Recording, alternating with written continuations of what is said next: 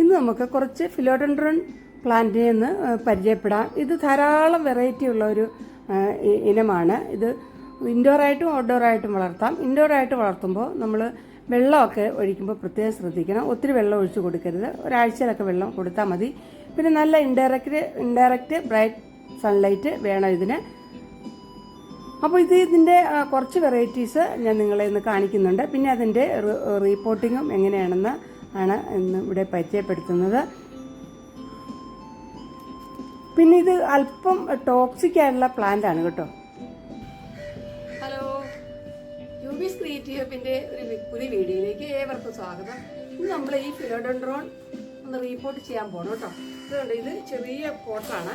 ഇതിനകത്ത് നമുക്കിത് മാറ്റിയെടുത്തിട്ട്, അതായത് ഒരു പ്ലാന്റ് നമ്മളെപ്പോഴും അത് വലിപ്പം അനുസരിച്ച് പോട്ട് മാറ്റി മാറ്റി കൊടുക്കണം. ചെറുതായിരിക്കുമ്പോൾ ചെറിയ പോട്ടിൽ വയ്ക്കുക. പ്ലാന്റ് വലുതായി കഴിയുമ്പോൾ നമ്മൾ പോട്ട് മാറ്റി കൊടുക്കണം. അപ്പോൾ ഇത് ധാരാളം വേരുകളൊക്കെ വന്നിട്ടുണ്ട്.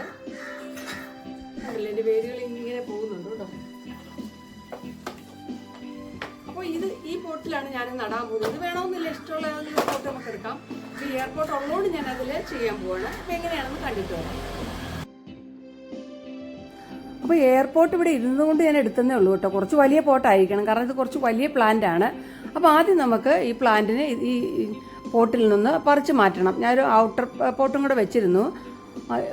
അപ്പോൾ എന്താണെന്ന് വെച്ചാൽ ഈ പ്ലാന്റ് ഇതിനകത്ത് നിന്ന് ഇളക്കി മാറ്റണമെങ്കിൽ ഇത്തിരി പണിയുണ്ട് കേട്ടോ. കാരണം അത് പക്ഷേ ആ പോട്ടും പതുക്കെ പൊട്ടി തുടങ്ങിയതാണ്. എന്നാൽ നമുക്കിത് കളയാതെ എടുക്കാവുന്നേ നോക്കുന്നുണ്ട്. പക്ഷെ പറ്റുമെന്ന് തോന്നുന്നില്ല.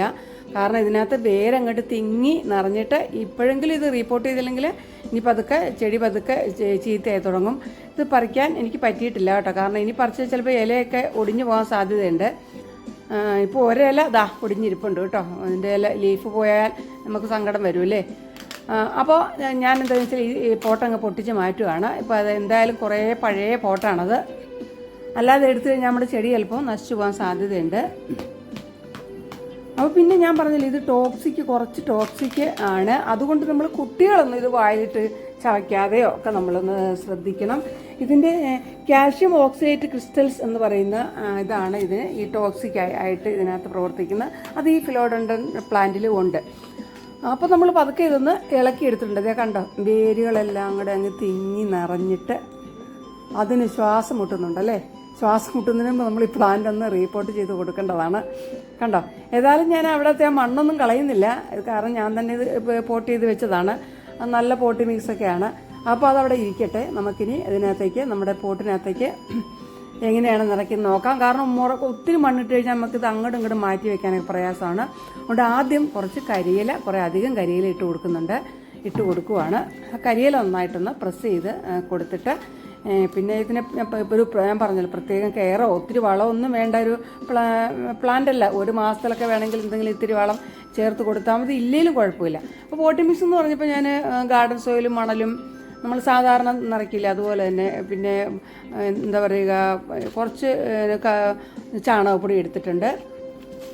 ഇത്തിരി എല്ലുപൊടി ഇട്ട് കൊടുത്തിട്ടുണ്ട് കേട്ടോ. പിന്നെ എന്താ കേടൊന്നും വരാതിരിക്കാൻ വേണ്ടി അല്പം വേപ്പിൻ ഉണ്ടാക്കും. അത് കുറച്ച് നമ്മൾ ഇട്ട് കൊടുത്തു. അപ്പോൾ അത്ര ഇട്ടാൽ മതി. കണ്ടോ, അരഭാഗമേ ഉള്ളൂ. അത് കഴിഞ്ഞ് നമുക്ക് ഈ പ്ലാന്റ് കുറച്ച് വലുതായതുകൊണ്ട് ഇനി നമുക്ക് ആ പ്ലാന്റ് വെച്ച് കൊടുക്കാം. പ്ലാന്റ് വെച്ച് കൊടുത്തിട്ട് നമുക്ക് ബാക്കി പോട്ടി മിക്സും കൂടെ ഇട്ട് കൊടുത്താൽ മതി. കണ്ടോ, ഈ വേര് ഒത്തിരി അങ്ങോട്ട് ദൂരേക്ക് പോവുകയാണ്. കുറേ പേരൊക്കെ പുറത്ത് ചാടിയിട്ട് അവരങ്ങ് ദൂരോട്ട് നീണ്ട് പോയതാണ് ഞാൻ നിങ്ങളെ ആദ്യം കാണിച്ചു തന്നത്. നല്ല ഭംഗിയുള്ള ലീഫാണ് ഇതിൻ്റെ. ഇടയ്ക്ക് ലീഫൊക്കെ ഒന്ന് തുടച്ചും കൂടെ കൊടുത്താൽ നല്ല രസമായിരിക്കും കാണാനായിട്ട് കേട്ടോ. അപ്പോൾ ഇത് ഞാൻ സിറ്റൗട്ടിനോട് ചേർന്ന് തന്നെയാണ് വെച്ചിരിക്കുന്നത്. അങ്ങനെ ഇതിൽ നിങ്ങൾ തൈകളൊന്നും അങ്ങനെ വരാറില്ല കേട്ടോ. ഞാൻ ഇത് നട്ടിട്ട് ഒരു തൈ പോലും ഇതുവരെ ഇതിൽ വന്നിട്ടില്ല. ഇത് കുറച്ച് വലിയ ടൈപ്പാണ്. ഇതിൻ്റെ തന്നെ ചെറുതുണ്ട്, സനഡു നിങ്ങളെ ഞാൻ കാണിച്ചില്ലേ, അത് നല്ല ഭംഗിയുള്ള പ്ലാന്റാണ്. അപ്പോൾ വലിയ കെയറൊന്നും വേണ്ടാത്ത ഇൻഡോർ പ്ലാന്റായിട്ട് വളർത്താൻ പറ്റിയ നല്ലൊരു പ്ലാന്റ് തന്നെയാണ് ഈ ഫിലോഡെൻഡ്രോൺ എന്ന് പറയുന്നത്. ഇതിൻ്റെ ആ റെഡ് എമറാൾഡൊക്കെ നല്ല വിലയുള്ളതാണ്. പിന്നെ വെള്ളം കെട്ടി നിൽക്കാതെ പ്രത്യേകം ശ്രദ്ധിക്കണം കേട്ടോ. വെള്ളം കെട്ടി നിന്നാൽ നമ്മൾ അറിയില്ല. വേഗം നമ്മുടെ വേരൊക്കെ നശിച്ചിട്ട് ചെടി മൊത്തം പോയി കഴിയുമ്പോഴേ നമ്മൾ അറിയുള്ളൂ. അതുകൊണ്ട് വെള്ളം കെട്ടി നിൽക്കാതിരിക്കും പ്രത്യേകം ശ്രദ്ധിക്കണം. അത്യാവശ്യം പിന്നെ ഒത്തിരി വെയിലത്ത് കൊണ്ട് വെച്ചാലും ഈ പ്ലാന്റ് ചീത്തയായിപ്പോൾ ഡയറക്റ്റ് ബ്രൈറ്റ് ലൈറ്റ് കിട്ടാവുള്ളൂ. അപ്പോൾ ഈ വീഡിയോ നിങ്ങൾക്ക് ഫിലോഡോണ്ടറിനെ കുറിച്ചുള്ള കുറച്ച് അത്യാവശ്യം കാര്യങ്ങൾക്ക് നിങ്ങൾക്ക് മനസ്സിലായി എന്ന് വിശ്വസിക്കുന്നു.